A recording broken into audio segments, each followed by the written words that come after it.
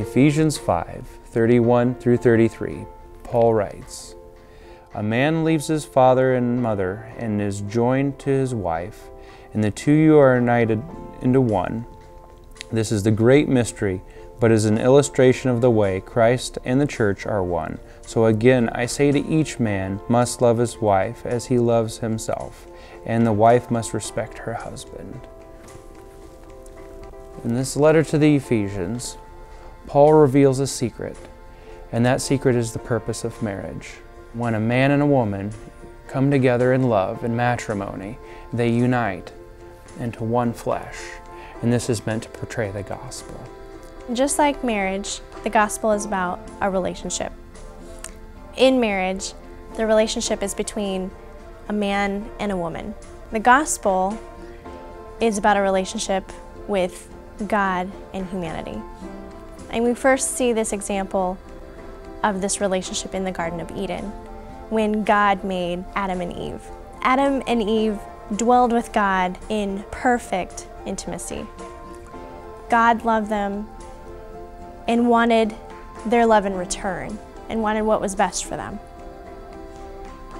God told Adam and Eve not to eat of the forbidden fruit, and if they did, they would surely die. Adam and Eve knew what was best, but they did what was wrong.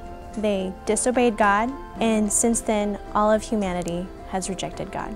Every man is like Adam, every woman is like Eve. We know what we should do, but yet we do what we shouldn't.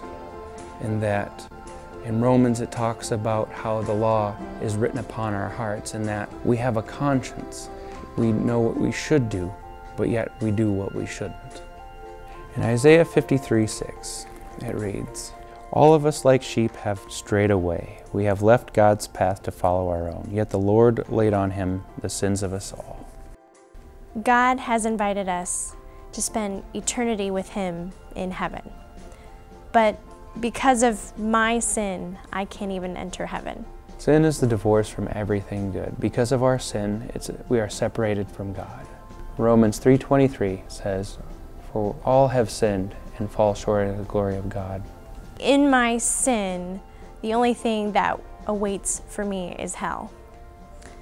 And you know, some people might say, well, how can a loving God send someone to hell? Well, God is also a God of justice. This means no matter what happens in this life, that in the end there will be justice. For the murderer, for the liar, for the lustful, for the rapist, for the gossip, there will be justice. And I am included in it. But God is gracious. He sends his one and only Son, Jesus, who led the perfect life. He did not envy. He did not boast. He did not sin at all. And this is an amazing thing what happens next. He gave his life for us. Many people say that his death on the cross was very brutal, and it was. But what God the Father does is more horrific spiritually. What he does is he takes all of our sin, all past, present, and future, and he punishes it on the cross, paying for all of our sins, because God demands perfection. And the only way God can get perfection is through his one and only Son, Jesus Christ, being the perfect sacrifice. The cross was the great proposal that God has given to all of creation. In a way, it was God proposing to us.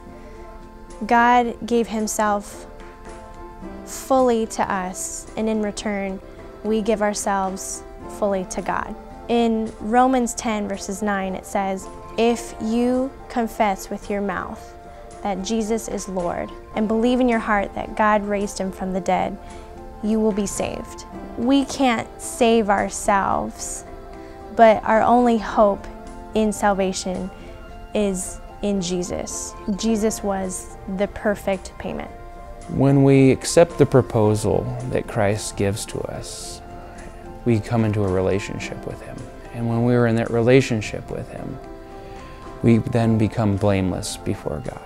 Isaiah 61:10 says, "I am overwhelmed with joy in the Lord my God. For he has dressed me with the clothing of salvation and draped me in a robe of righteousness. With Christ's righteousness covering us, we can enter his perfection and enter heaven.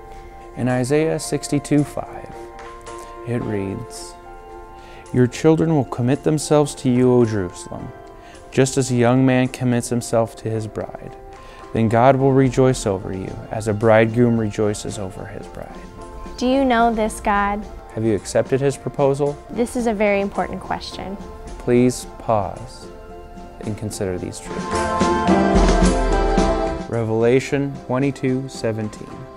The Spirit and the bride say, "Come." Let anyone who hears this say, "Come." Let anyone who is thirsty come. Let anyone who desires drink freely from the water of life.